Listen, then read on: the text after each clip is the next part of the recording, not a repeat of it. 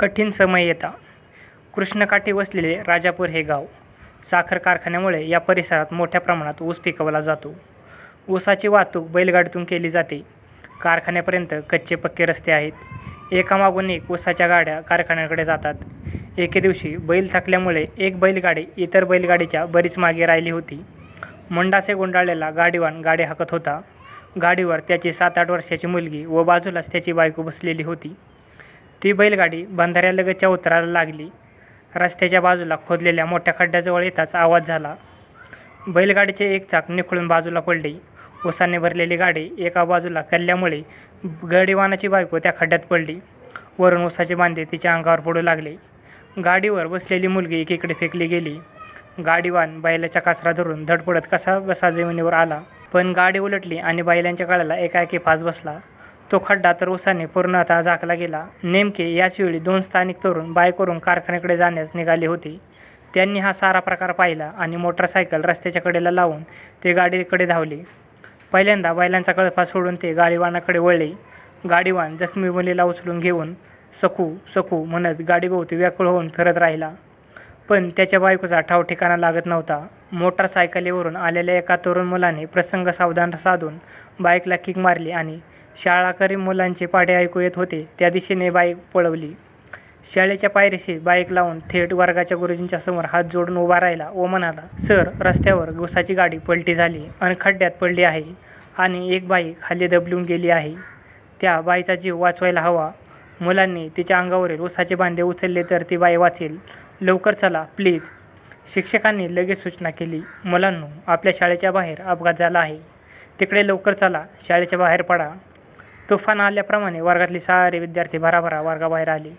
सर्व विद्यार्थ्यांना घेऊन शिक्षक घटनास्थळी गेले. पलटी झालेल्या गाडीजवळ येताच दोन्हीकडील वाहने अडवण्यासाठी 4-5 मुलांनी रस्त्यावर आडवी साखळी केली आणि बाकीच्यांनी शिक्षकांच्या मार्गदर्शनाखाली दोरखंड बांधून गाडी सरळ केली. काही मुले भराभर ऊस उपसू लागली. ऊसाच्या ढिगाऱ्याखाली गाडीवानाची बायको निश्चित पडली होती. सर्वांच्या काळजाचा धस्स झाले, कारण तिचा श्वासही गुदमरला होता. ते 2 तरुण, शिक्षक आणि गाडीवान यांनी मोठ्या कष्टाने तिला खड्ड्यातून बाहेर काढले आणि रस्त्याच्या कडेला एका झाडाखाली आणली. गाडीवानाची मुलगी शॉक बसल्यासारखी बेदरलेल्या नजरेने आईकडे पाहतच राहिली. विद्यार्थिनींपैकी काहींनी त्या बाईच्या हातपायांचे तळवे घासले तर एका मुलीने तोंडाद्वारे कृत्रिम श्वासोच्छ्वास सुरू करण्याचा प्रयत्न चालवला. बऱ्याच प्रयत्नानंतर ती थोडी हालचाल करताना दिसली. तशी आयो म्हणून तिची मुलगी तिला मिठी मारली. सगळ्यांना हायसे वाटले. मुलांचेही डोळे पाणावले. त्या सर्वांना त्या बाईमध्ये आपली आई दिसली. इतक्यात शाळेतून आणखी मुलांना घेऊन मुख्याध्यापक स्वतः त्या ठिकाणी आले.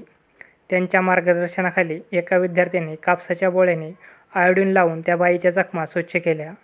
जखमी मुलीच्या कपाळावर आलेले रक्त पुसून जखमीवर पट्टी बांधली.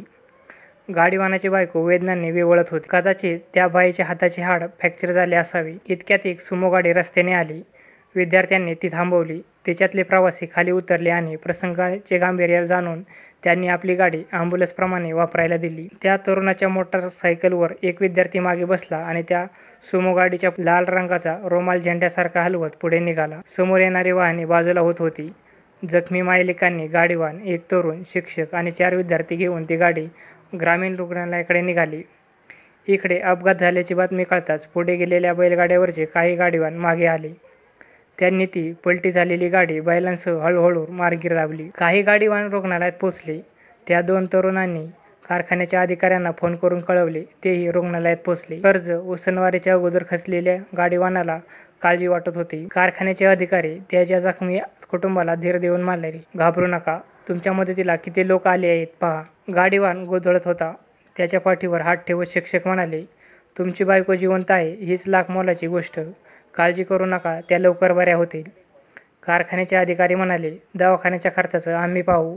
तुझ्या कामाचेही पाहू. तुला आणखी काही हवे असल्यास सांग. धक्का बसलेल्या त्या गाडीवानाला हुंदके आवरता आवरेनात. अधिकाऱ्याच्या आश्वासनाने भारावून जाऊन त्याने अधिकाऱ्यांचे गुरुजींचे पाय धरून अश्रूंना वाट मोकळी करून दिली. ज्या 2 तरुणांनी मदत केली ते पत्रकार होते. त्यांनी अपघाताची सविस्तर बातमी फोटोसह वृत्तपत्रातून प्रसिद्ध केली. विद्यार्थ्यांनी केलेल्या आपत्ती व्यवस्थापनाबद्दल सर्वांनी त्यांचे कौतुक केले. अनेक मान्यवरांनी शाळेला अभिनंदनाची पत्रे पाठवली.